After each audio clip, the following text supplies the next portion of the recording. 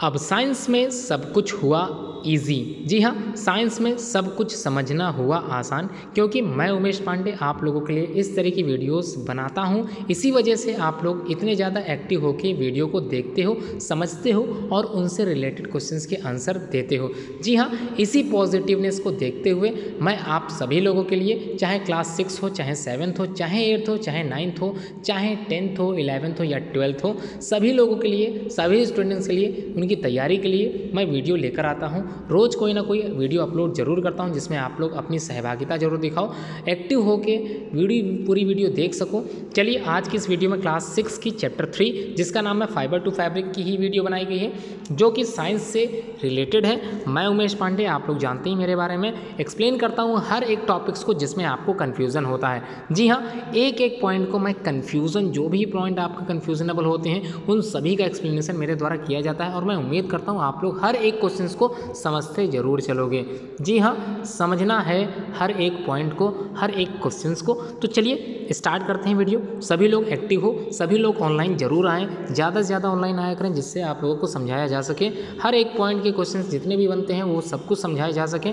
इसी को देखने के लिए चलिए स्टार्ट करते हैं। Question number 1। जी हाँ, क्वेश्चन नंबर 1 क्या पूछ रहा है, इसको थोड़ा समझ लेते हैं। विच one of the following is a synthetic fibre. तो सिंथेटिक फाइबर होते क्या हैं इसको समझ लेते हैं। तो इन चारों ऑप्शन में से कौन सा एक फाइबर सिंथेटिक फाइबर है। जी हाँ, दो तरह के फाइबर आप लोगों ने पढ़े होंगे, एक था नेचुरल फाइबर और दूसरा था सिंथेटिक फाइबर। सिंथेटिक फाइबर को केमिकल फाइबर भी कहते हैं या फिर इन्हीं को आर्टिफिशियल फाइबर भी कहते हैं, इन्हीं को ही हम लोग मैन मेड फाइबर भी कहते हैं। जी हाँ, दो तरह के फाइबर थे, नेचुरल फाइबर जो कि प्लांट मेड भी हो सकता है, एनिमल मेड भी हो सकता है, और दूसरा क्या है, सिंथेटिक फाइबर। तो कौन सा फाइबर यहाँ पर सिंथेटिक फाइबर है? चार ऑप्शन आपकी स्क्रीन पे हैं, नायलॉन है, रेयॉन है, पॉलीस्टर है और लास्ट में ऑल ऑफ दीज है। तो अगर आपको लगता है नायलॉन को भी मैन मेड द्वारा बनाया जाता है, रेयॉन को भी मैन मेड द्वारा बनाया जाता है, पॉलीस्टर को भी मैन मेड द्वारा बनाया जाता है और तीनों ऑप्शन अगर सही हैं, तो आपने अगर उत्तर डी लगाया है तो मैं बताना चाहूँगा आपका उत्तर बिल्कुल सही है। जी हाँ, सिंथेटिक फाइबर यहाँ पर नायलॉन, रेयॉन और पॉलीस्टर तीनों ही सिंथेटिक फाइबर के अंतर्गत आता है। चलिए, आंसर आपका बिल्कुल सही है। बता देता हूँ, ऑल ऑफ दीज ही है। एक्सप्लेन कर देता हूँ, all these fibres are man made. जी हाँ, हम ही लोगों के द्वारा ये सारे फाइबर्स बनाए गए हैं। जबकि अगर बात करते हैं कॉटन की, जबकि अगर हम लोग बात करें सिल्क की, तो ये सारे फाइबर्स क्या हैं, नेचुरल फाइबर हैं। जी हाँ, चलिए अब हम लोग बात करते हैं क्वेश्चन नंबर 2 की। देख लेते हैं क्या है क्वेश्चन नंबर 2। तो क्वेश्चन नंबर 2 तो बहुत ज़्यादा आसान है। Which is a natural fibre. तो इनमें से कौन सा एक नेचुरल फाइबर है? जी हाँ, कोई एक है। चलिए देखते हैं कौन सा हो सकता है। क्या आपको लगता है सिल्क हो सकता है? कई बच्चे ने तो आंसर देना चालू कर दिया है। ठीक है, अच्छी बात है, आपकी तैयारी इतनी अच्छी है तो आप आंसर देते चल रहे हो। सिल्क हो सकता है, नायलॉन हो सकता है, रेयॉन हो सकता है। क्या आपको लगता है यहाँ पर भी सभी ऑप्शन आपको करेक्ट कर सकता है? बिल्कुल नहीं। जी हाँ, करेक्ट बिल्कुल नहीं कर सकता, क्योंकि नायलॉन और रेयॉन तो ऊपर वाले क्वेश्चन में भी था, जबकि आपने आंसर दिया था कि नायलॉन और रेयॉन दोनों ही क्या हैं, सिंथेटिक फाइबर होते हैं। जी हाँ, सिंथेटिक ही हैं, कंफ्यूज होने की कोई आवश्यकता नहीं है। यहाँ पर एक सिल्क फाइबर दे रखा गया है। जी हाँ, सिल्क जो कि सिल्क वर्म से तैयार किया जाता है, इसलिए इसको हम लोग नेचुरल फाइबर कहते हैं। समझ में आ गया? नेचुरल फाइबर सिल्क है। आंसर ए जिन्होंने लगाया बिल्कुल सही लगाया है। Only silk is a natural fibre. Question number 3 जिसमें लिखा है, सिंपली वे में पूछा गया है, द क्लोथ्स। जी हाँ, उन कपड़ों की बात हो रही है जो बने होते हैं, are made up of thinner के बने होते हैं, और थिनर स्ट्रैंड्स क्या कहलाते हैं? जी हाँ, पतले पतले महीन धागों से हमारे कपड़े तैयार होते हैं और उन्हीं धागों को हम लोग क्या कहते हैं? क्या उनको कहते हैं, ये पूछा जा रहा है। तो छोटे छोटे महीन धागे कुछ बड़े धागों में कन्वर्ट होते हैं और बड़े बड़े धागे कुछ ज़्यादा मोटे धागों में कन्वर्ट होते हैं। तो यहाँ पर बेस की बात की जा रही है, उन महीन धागों को क्या कहते हैं? क्या उनको यार्न कहेंगे, क्या उनको थ्रेड कहेंगे, क्या उनको फाइबर कहेंगे, या उनको फैब्रिक कहेंगे? तो आप लोगों का चैप्टर जो कि फाइबर टू फैब्रिक्स होता है, आप लोगों को पता होगा कि सबसे पहले क्या आता है। जी हाँ, अगर आपने आंसर दिया है सी फाइबर। तो आपका उत्तर बिल्कुल सही है। आप लोगों को पता ही होगा फाइबर से हम लोग क्या बनाते हैं, फैब्रिक बनाते हैं, और डिफरेंट काइंड के फैब्रिक से ही डिफरेंट टाइप के क्लोथ्स को हम लोग तैयार करते हैं। जी हाँ, सबसे पहले फाइबर होगा, उसी से फैब्रिक होगा, और उसी फैब्रिक के ही हम लोग डिफरेंट टाइप के क्लोथ्स बनाते हैं। समझ में आ गया? एक्सप्लेनेशन क्लियर कर देता हूँ। Fibre is the thinnest unit of fabric. जी हाँ, ये जो फैब्रिक है ये किससे बना होता है, महीन धागों से, और इन्हीं महीन धागों को हम लोग फाइबर कहते हैं। आगे बढ़ते हैं, क्वेश्चन नंबर 4 चलते हैं। क्या पूछा गया, चलिए देख लेते हैं। Separation of fibre. जी हाँ, फाइबर्स का जो सेपरेशन होता है, हम लोग फाइबर्स को अलग करते हैं कहाँ से, ऑफ कॉटन के। जी हाँ, कॉटन के फाइबर्स को अलग करना फ्रॉम इट्स सीड, इसके बीज से, इसी को क्या कहते हैं।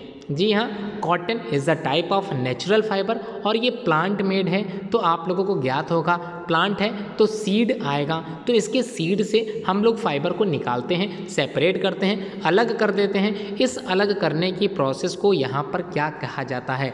तो साइंस में जब चैप्टर 3 मैं पढ़ा रहा था तो उसमें मैंने सारे फंक्शंस, सारे एक एक टर्म्स को एक्सप्लेन किया था। क्या आपको लगता है कि यहाँ पर जो 4 ऑप्शन है उसमें से एक ऑप्शन इसके लिए सही होगा? तो चलिए ऑप्शन बता देता हूँ। पहला ऑप्शन है वेविंग, सेकंड है स्पिनिंग, तीसरा है knitting, and the last is ginning. तो बता दो, चारों ऑप्शन में एक ऑप्शन कोई सही है। आंसर कई बच्चे देने लगे हैं, कई स्टूडेंट्स जो है आंसर बिल्कुल सही दे रहे हैं, ये अच्छी बात है। कई के क्वेश्चंस थोड़े से रॉन्ग हो जा रहे हैं, थोड़ा सा वो तुक्का लगा रहे हैं, अंधे लगा रहे हैं। तो ऐसा बिल्कुल मत करें, जब आंसर एकदम क्लियर आपको आए तभी आंसर लिखते चले। जी हाँ, बता देता हूँ, अगर आपने आंसर लगाया है डी, गिनिंग, तो आपको बिल्कुल सही अंक मिलेंगे। आंसर आपका बिल्कुल सही है। Ginning is the process by which we separate the, क्या करते हैं, कॉटन से ही हम लोग फाइबर अलग कर रहे हैं, महीन धागे निकाल रहे हैं। जी हाँ, तो कॉटन को अलग कर देना, separation of fibres of cotton from its seeds is known as ginning. जी हाँ, आंसर आपने बिल्कुल सही दिया। कॉटन फाइबर्स को सेपरेट करना ही क्या कहलाता है, फ्रॉम सीड्स बाय कंबाइनिंग या फिर combing, and the process is called ginning. जी हाँ, इसी प्रोसेस को हम लोग गिनिंग कहते हैं। Question number 5, jute fibre are obtain. जी हाँ, थोड़ा सा स्पेलिंग मिस्टेक हो गई। जूट फाइबर ये प्राप्त किए जाते हैं, आर ऑब्टेन्ड, कहाँ से प्राप्त किए जाते हैं, फ्रॉम। 4 ऑप्शन आपके सामने दिखाई दे रहे हैं। क्या है, स्टेम ऑफ जूट प्लांट। क्या आपको लगता है जो जूट प्लांट्स होते हैं, जूट के फाइबर्स जो होते हैं, इन जूट फाइबर्स को हम लोग कहाँ से प्राप्त करते हैं? नेचुरल फाइबर हैं, इसमें कोई डाउट नहीं है, नेचुरल हैं, इसलिए ये प्लांट से मिलते हैं। प्लांट के किस भाग से हम लोग जूट के फाइबर निकालते हैं? ए ऑप्शन है stem of jute plant, B है सीड्स ऑफ जूट प्लांट, और सी है fruits covering of jute plants, या डी है रूट्स ऑफ जूट प्लांट। जी हाँ, 4 हैं, स्टेम से मिलता है, सीड से मिलता है, फ्रूट से मिलता है, या रूट से मिलता है। तो आंसर आपने अगर लगाया है स्टेम ए, तो बता देता हूँ बिल्कुल सही उत्तर आपका है। ए से ही हमको जूट का फाइबर मिलता है। जी हाँ, बिल्कुल सही है। Jute fibres are obtained from the stem of jute plant. जी हाँ, उसी तरह से हमको जूट का फाइबर मिलता है, जूट के ही प्लांट से ही हमको जूट फाइबर मिलता है। क्लियर हो गया? चलिए आगे बढ़ते हैं। क्वेश्चन नंबर 6 क्या पूछा गया, पढ़ लेते हैं।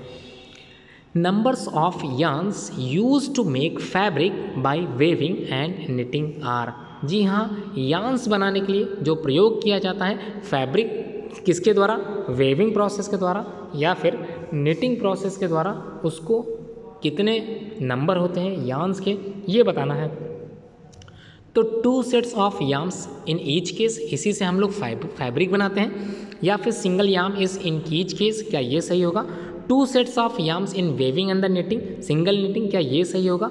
या डी ऑप्शन सही होगा, single yarn is weaving and 2 sets is knitting. तो क्या लगता है आंसर क्या होगा? अगर इन चारों में आपको लगता है आंसर सी, तो बता दो बिल्कुल सही है। यहाँ पर समझ लेते हैं, 2 सेट्स ऑफ यार्न्स इज क्या है, weaving, and single in knitting. ठीक है, तो in weaving 2 sets of yarn are arrange किए जाते हैं, while knitting is done by a single yarn. ठीक है, ये समझ में आ गया। क्वेश्चन नंबर 7 चलते हैं। क्वेश्चन नंबर 7 सिंपली वे में पूछा गया, क्या चीज़ है ये आप लोगों ने पढ़ा भी होगा भी जल्दी। 7th क्लास की जो वीडियो आई थी फाइबर टू फैब्रिक वाली, उसमें ये क्वेश्चन था भी, weaving of fabric is done by. तो weaving of fabric is done by. और ये जो फैब्रिक होता है ये कैसे तैयार हो रहा है, डिफरेंट टाइप के फाइबर से। जी हाँ, फाइबर से फैब्रिक बना दिया है। अब यही फैब्रिक जो वेविंग के द्वारा कंप्लीट हो रहा है, इसको किस में कंप्लीट किया जाता है, हैंडलूम्स में, पावर लूम्स में, ए एंड बी दोनों में, या फिर टेक्ली। तो 3-4 चीज़ें यहाँ पर दे दी गई हैं किसके द्वारा, किस में वेविंग की प्रोसेस जो फैब्रिक बनाने के लिए होती है वो किस में डन हो पाती है, ये बताना है आपको। तो 7th का अगर आंसर आपने लगाया है C, both A and B, तो बिल्कुल सही है आप। हम लोग जानते हैं weaving is done both in handlooms and power looms, दोनों तरीकों की विधियों से हम लोग वेविंग की प्रोसेस कंप्लीट कर पाते हैं, इसलिए आपका उत्तर ए बी वाला बिल्कुल सही है। चलिए क्वेश्चन नंबर 8 जिसमें पूछा क्या जा रहा है इसको भी देख लेते हैं। Which one is spinning device. तो इन चारों में कौन सी डिवाइस स्पिनिंग की है। स्पिनिंग एक प्रोसेस होती है, ये आप लोग पढ़ चुके हैं। तो डिवाइस का नाम बताना है, तो डिवाइस कौन सी है, टेक्ली है, लूम है, चरखा है, बोथ ए एंड सी, मतलब बी छोड़ दिया जाए।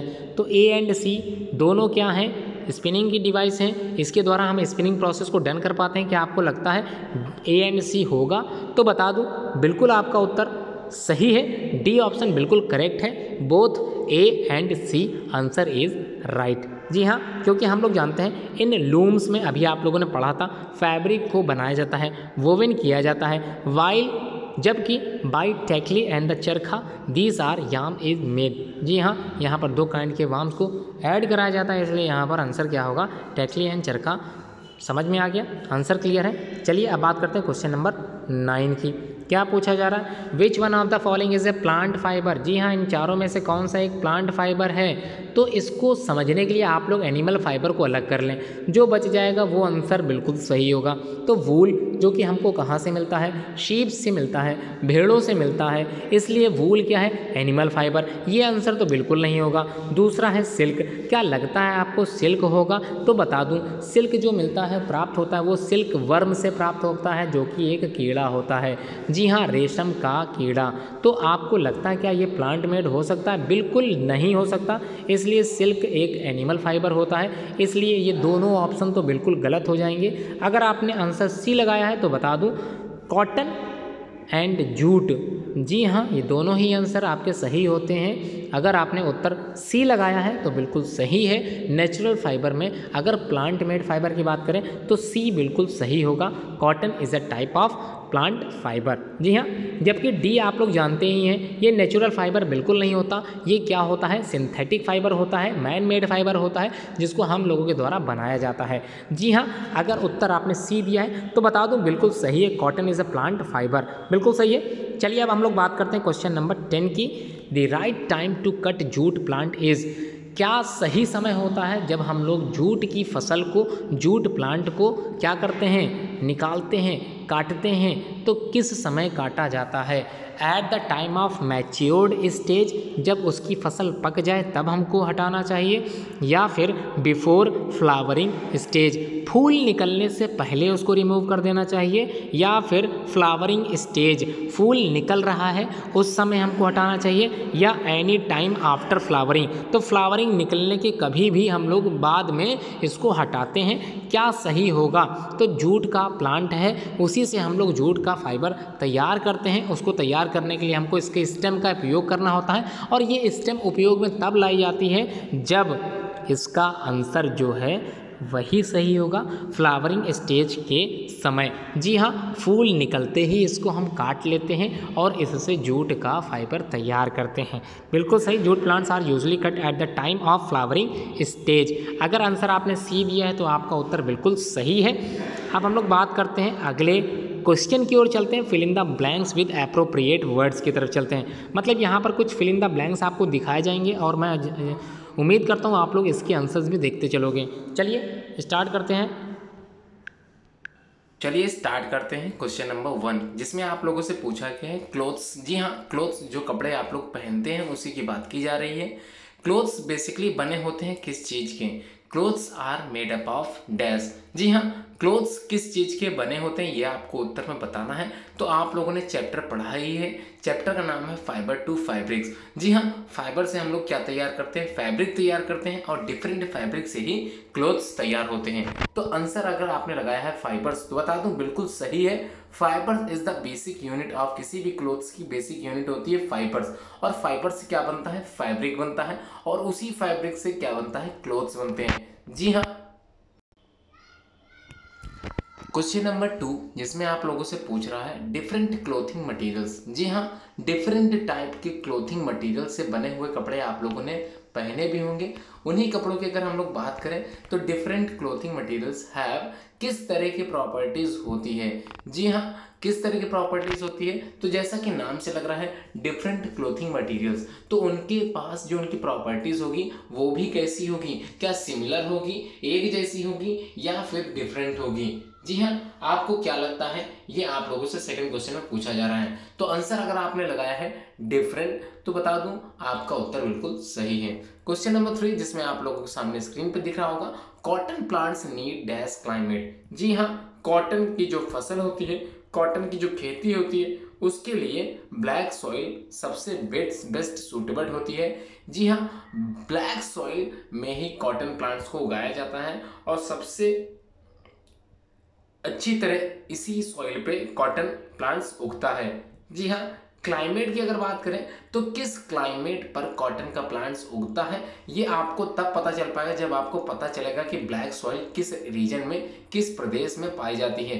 तो बता देता हूँ, ब्लैक सॉइल महाराष्ट्र, और आपके आगे जैसे आप आगे बढ़ोगे दक्षिण की तरफ चलोगे तो वहां पर हमको ब्लैक सॉइल मिलती है, और वहां का एटमॉस्फेयर कैसा होता है, गर्म होता है। जी हाँ, तो cotton plant needs warm climate, गर्म क्लाइमेट उनको आवश्यकता होती है। आगे बढ़े, क्वेश्चन नंबर 4 पे चलते हैं। क्या पूछा जा रहा है, cotton is planted in the dash. जी हाँ, कहाँ पर उगाया जाता है, कहाँ पर बोया जाता है, कहाँ पर इसकी फसल का उत्पादन होता है, इसको बताना है आपको। तो किस सॉइल में, तो आप लोग जानते ही थे ब्लैक सॉइल इसका सही आंसर है, और स्प्रिंग सीजन इसका बेस्ट सूटेड आंसर है। जी हाँ, अगर आपने ब्लैक सॉइल लगाया है तब भी आपका उत्तर सही माना जाएगा। Question number 5, dash soil is excellent for the cultivation of cotton. तो यहाँ पर क्या लगता है, ये जो डैश सॉइल होती है, कौन सी मिट्टी, कौन सी मृदा इज एक्सीलेंट होती है for the cultivation of cotton. जी हाँ, क्या लगता है आपको कॉटन के लिए कौन सी सॉइल बेस्ट रहेगी, अभी आपने सीखा भी था। अगर आपने उत्तर ब्लैक लगाया है तो बता दूं बिल्कुल सही उत्तर है आपका। नेक्स्ट क्वेश्चन नंबर 6 जिसमें आप लोगों से पूछा जा रहा है, dash usually cotton is picked from the plant. तो dash usually cotton is picked from the plant, तो हम लोग जानते हैं कॉटन के बीज को हम लोग अपने हाथों से ही निकालते हैं। तो अगर हम लोग अपने हाथों से ही यहाँ पर आंसर लगाएंगे hand usually cotton is picked from the plant, तो आपका उत्तर बिल्कुल सही हो सकता है, क्योंकि कॉटन के बीज हम लोग अपने हाथ से ही अलग कर सकते हैं। जी हाँ, अलग है तो हैंड लगाएंगे। नेक्स्ट क्वेश्चन है, ये क्वेश्चन आप लोगों ने पढ़ा था, क्या पढ़ा था, सेपरेशन ऑफ कॉटन। जी हाँ, कॉटन को अलग करना, फाइबर्स कॉटन को अलग करना from there seed is called. तो सीड से अलग करना कॉटन फाइबर्स को, तो आंसर क्या होगा, ये कौन सी प्रोसेस है जिसमें हम लोग सेपरेशन करते हैं किसी कॉटन फाइबर्स का उसके सीड से। तो आंसर गिनिंग प्रोसेस आप लोगों ने पढ़ी थी, ये क्वेश्चन नंबर 1 में स्टार्टिंग में ही ये बताया गया था, और मैं उम्मीद करता हूँ आपके उत्तर बिल्कुल सही होंगे। चलिए क्वेश्चन नंबर 8 देख लेते हैं। A dash of cotton is a loose strand of cotton fibres. जी हाँ, ए डैश ऑफ कॉटन, जो कॉटन का फाइबर हो चाहे यहाँ फैब्रिक हो, तो कुछ भी हो सकता है, is loose strand of cotton fibres. तो यहाँ पर क्या भरोगे आप लोग, अगर आपने स्लाइवर लिखा तो बता दूं जो कॉटन निकलता है, कैसे निकलता है उसको यहाँ पर स्लाइवर बोल रहे हैं, इसलिए स्लाइवर आप लोग अच्छे से समझते चलें। नेक्स्ट क्वेश्चन नंबर 9 है जिसमें आप लोगों के सामने स्क्रीन पे एक क्वेश्चन दिखाई दे रहा है, इन विलेजेस। जी हाँ, गांव की बात हो रही है, इन विलेज की बात हो रही है। The cloth is woven on small scale. जी हाँ, छोटे स्केल में, छोटे से घरेलू परिवार के रहते हुए इन विलेज गांव में अगर इस कपड़ों का जो हम लोग वोवन करते हैं स्मॉल स्केल में, तब वो क्या कहलाएगा, ये आपको पूछा जा रहा है। तो वो क्या कहलाएगा, हैंडलूम कहलाएगा। इसी को हम लोग बोलते हैं स्मॉल स्केल में पैदावार बनाना किस चीज़ की, क्लोथ की। और क्लोथ कहाँ से बन रहे हैं, ये कॉटन के बन रहे हैं। इसी की छोटी स्केल में लागू कर देना एक लघु उद्योग के रूप में, तो इसको हम लोग बोलते हैं हैंडलूम। चलिए, आंसर आप लोग देने में सक्षम नहीं हो पाए, कंफ्यूजन होने की आवश्यकता नहीं है, आप लोग पढ़ते चले, आप लोगों को समझ में सब कुछ आने लगेगा। क्वेश्चन नंबर 10 क्या पूछा है देखते हैं। Jute is cultivated in which season.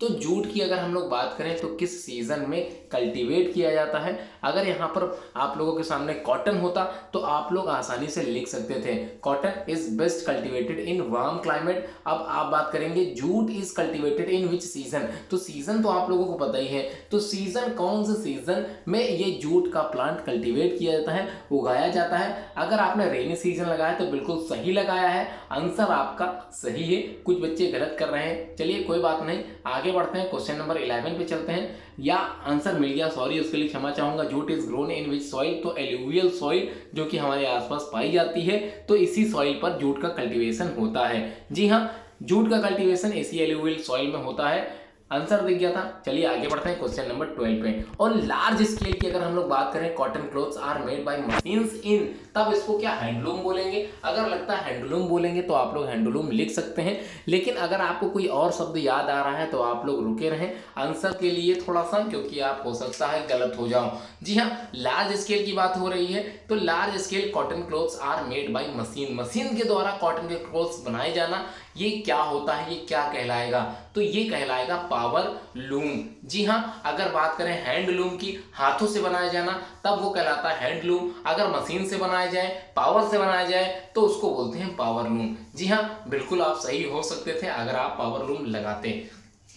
चलिए अब हम लोग बात करते हैं क्वेश्चन नंबर 13 की। तो 13 तो आपके सामने स्क्रीन में बहुत इजी क्वेश्चन दिख रहा है। क्या लिखा है, ट्विस्टिंग, मतलब ट्विस्ट कर देना किसको, फाइबर्स को, और ट्विस्ट करने के बाद फाइबर को इनटू यार्न में, इसी को इंक्रीजमेंट मिलता है, इसी से उस यार्न की थोड़ी सी मोटाई बढ़ जाती है, द डैश ऑफ फाइबर्स। तो किस टाइप के फाइबर्स की ये बात की जा रही है, ये आपको बताना है। Twisting of fibres into yarn में बदल देना और इंक्रीज करना द डैश ऑफ फाइबर्स। तो किस चीज की बात की जा रही है, अगर आपने लगाया है कोहेशन एंड स्ट्रेंथ, स्ट्रेंथ ही लिख देते अगर आप, तब भी बात सही है। जैसे जैसे हम ट्विस्ट करके फाइबर्स को यार्न में कंप्लीट करते हैं, तो आप लोग ज्ञात होगा एक एक धागे से जुड़कर, एक महीन धागे से जुड़कर एक अच्छा धागा, बेस्ट क्वालिटी, स्ट्रेंथ उसकी बढ़िया हो जाती है।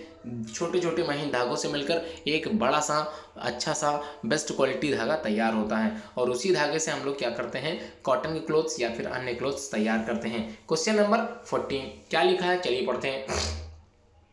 Cotton fibres are obtained from the dash cotton plant. तो कॉटन के जो फाइबर्स होते हैं ये ऑब्टेन्ड किए जाते हैं, प्राप्त किए जाते हैं। कहाँ से प्राप्त किए जाते हैं, ऑफ कॉटन प्लांट। तो कॉटन प्लांट के किस चीज़ से ये प्राप्त किए जाते हैं, कॉटन के फाइबर। तो ये बताना है आपको। अगर आपने सीड लगाया है, बिल्कुल सही उत्तर है आपका। अब चलते हैं नेक्स्ट क्वेश्चन पे, क्वेश्चन नंबर 15 पे चलते हैं। Jute fibre is obtained from the dash jute plant. तो आप लोगों ने तो ये उत्तर पढ़ा ही था, आज ही की सीरीज में ये क्वेश्चन का आंसर आया भी था। जो जूट का फाइबर होता है उसको प्राप्त किया जाता है, कहाँ से प्राप्त किया जाता है, जूट फाइबर तो जूट से ही प्राप्त किया जाएगा, लेकिन जूट प्लांट के किस भाग से प्राप्त किया जाता है, ये क्वेश्चन पूछा जा रहा है। तो आंसर आप लोग क्या दोगे, ये आंसर आपको बताना है। जी हाँ, चलिए मैं 4-5 ऑप्शन एक तरह से बता देता हूँ। जूट प्लांट है तो प्लांट के किसी ना किसी भाग से जूट का फाइबर तैयार किया जाता होगा। तो प्लांट के कौन कौन से पार्ट होते हैं, सीड होता है, स्टेम होता है, रूट होता है, लीव्स होता है, फ्लावर होता है और फ्रूट होता है। जी हाँ, इनमें से किस भाग से हमको जूट प्लांट का फाइबर तैयार मिलता है। तो आप लोगों को ज्ञात होगा कि फ्लावरिंग, जैसे ही फ्लावर उगते थे तुरंत हम उसको क्या करते थे, काट लिया करते थे, और उसको क्या करते थे, उसकी जो स्टेम होती थी उसका इस्तेमाल करते थे जूट फाइबर बनाने के लिए। जी हाँ, स्टेम आंसर आपने लगाया है, तो बिल्कुल आपका उत्तर सही है। चलिए अगला प्रश्न पढ़ते हैं, question number 16। Tightly compressed bundles of cotton are called. तो टाइटली कंप्रेस्ड हैं, दबे हुए हैं, अच्छी किस्म की बंडल्स के द्वारा कॉटन के, इसको क्या कहेंगे। अगर इसको आपने लिखा है बेल्स, तो बता दूं बिल्कुल सही है। हालांकि ये क्वेश्चन आपके लिए कठिन हो सकता है क्योंकि आपके कोर्स में ये नहीं था, फिर भी अच्छे से याद कर लें। टाइटली कंप्रेस्ड कर देते हैं तब उसको बोलते हैं बेल्स। जी हाँ, उसको क्या बोलेंगे? बेल्स बोलेंगे। चलिए अब हम लोग बात करते हैं, अगले प्रश्न की तरफ चलते हैं। क्वेश्चन नंबर 17 पढ़ लेते हैं। The process of getting fibres. ये तो आना चाहिए आपको। एक प्रोसेस होती है जिससे हम लोग फाइबर्स को प्राप्त करते हैं द जूट स्टेम से। इसी को क्या कहते हैं? जी हाँ, क्या इसको भी गिनिंग कहेंगे जैसे कॉटन में कह रहे थे, या इसके लिए कुछ और चीज आप लोगों को ज्ञात है?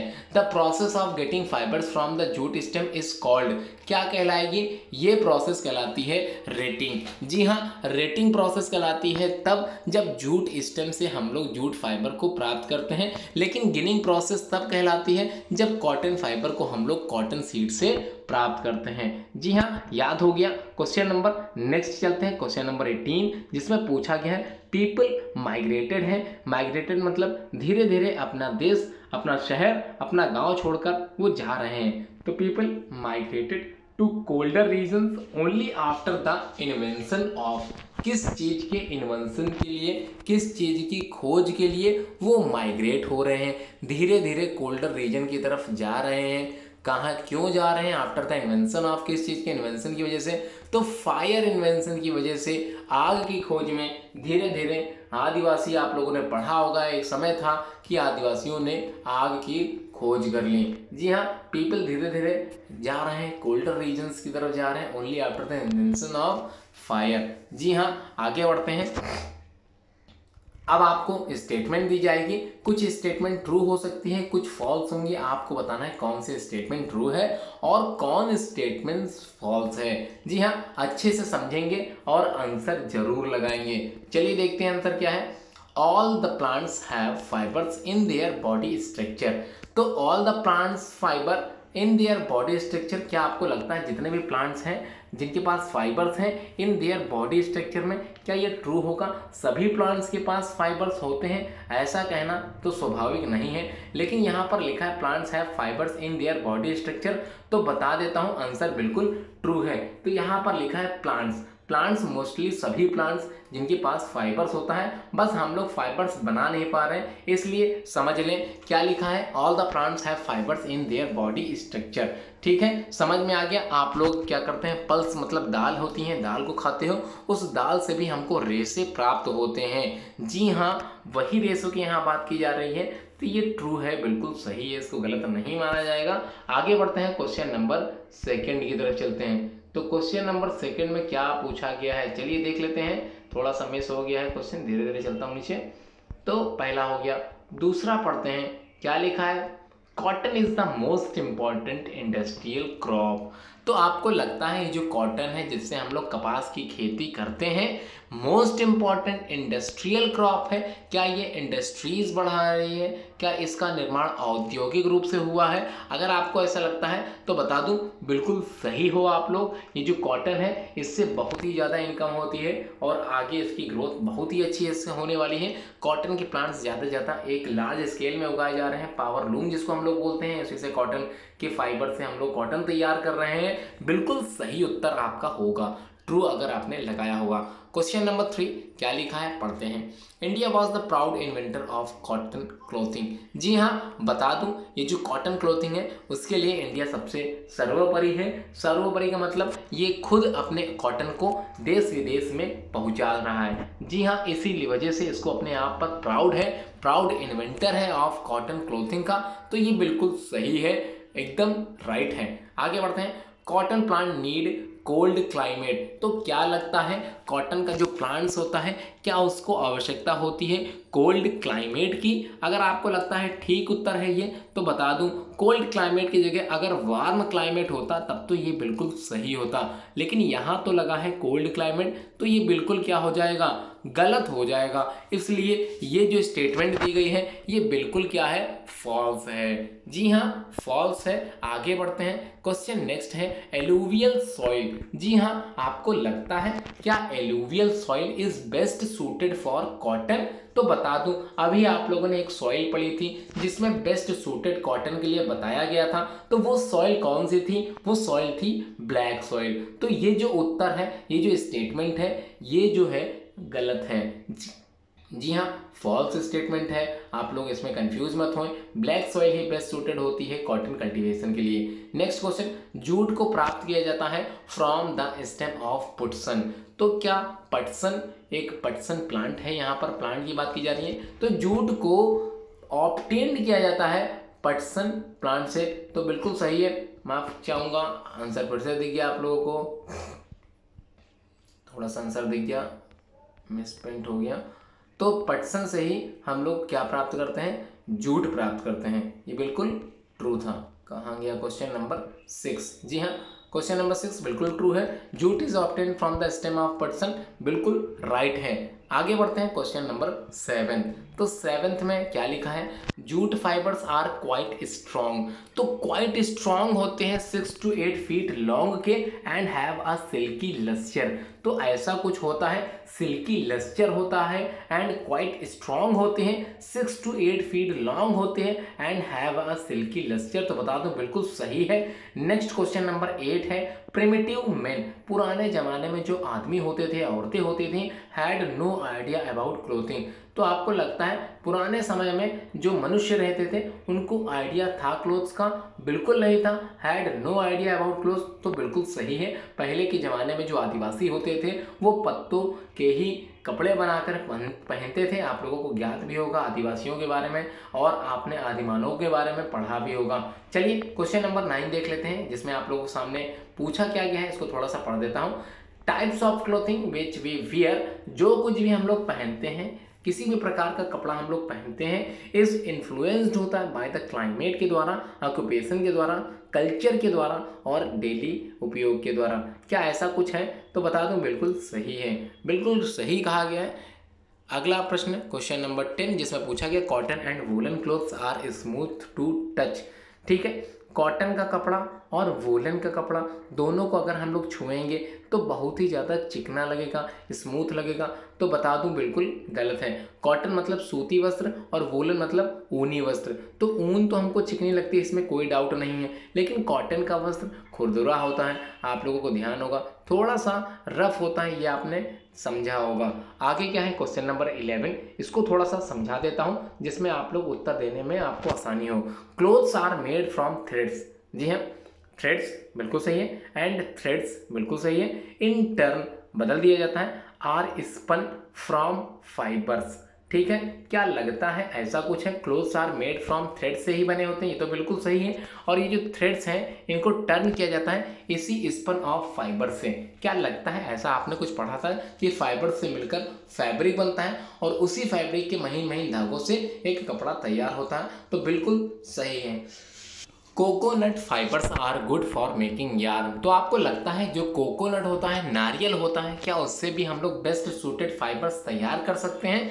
तो आपको थोड़ा सा समझा देता हूँ। ये जो यार्न की बात की जा रही है ये कैसे की जाती है? फाइबर से फैब्रिक, तो फैब्रिक से यार्न यहाँ पर समझ में आ गया होगा। तो इसी यार्न को बनाते समय ध्यान रखना होता है कि दोनों फाइबर अच्छे से मिले हों। तो कोकोनट फाइबर से आप लोगों ने धागे क्या निकाले हैं ऐसा आपको ज्ञात है? अगर निकाले हैं तो अच्छी बात है, तब तो ट्रू लगाएंगे, लेकिन आपको ज्ञात होगा उसके धागे आसानी से वो जुड़ते नहीं हैं, इतने मजबूत नहीं होते हैं जितने मजबूत बाकी धागे होते हैं। लेकिन इसके धागों को इस्तेमाल किया जाता है, फाइबर्स का इस्तेमाल किया जाता है, रस्सी बनाने में किया जाता है। लेकिन यहाँ पर जो यार्न की बात हो रही है वो थोड़ा सा मुश्किल हो जाता है। तो यहाँ पर क्या है? फॉल्स होगा। क्वेश्चन नंबर 12 क्या है? फॉल्स। 13 देख लेते हैं। Twisting of fibres into yarn increase cohesion. तो इंक्रीजिंग कोहेशन मतलब यहाँ पर स्ट्रेंथ से की बात की जा रही है। Twisting of fibres into yarn increase cohesion बिल्कुल क्या होगा? ट्रू होगा। अभी आपने पढ़ा भी था। नेक्स्ट क्वेश्चन नंबर 14 और इसके बाद लास्ट क्वेश्चन होगा, और मैं उम्मीद करता हूँ एंड तक आप लोग वीडियो देखते चलोगे, समझते चलोगे।